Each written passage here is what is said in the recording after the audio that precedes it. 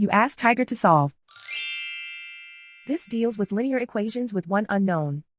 The final result is x equals -13. Let's solve it step by step. Group all x terms on the left side of the equation. Add 8x to both sides. Group like terms. Simplify the arithmetic. Group like terms. Simplify the arithmetic.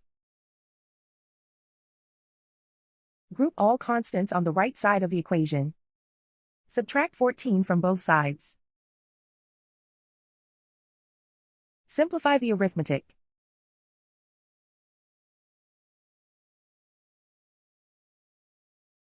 Isolate the x.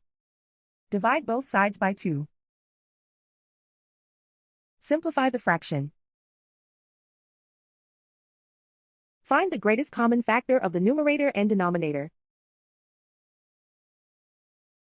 Factor out and cancel the greatest common factor.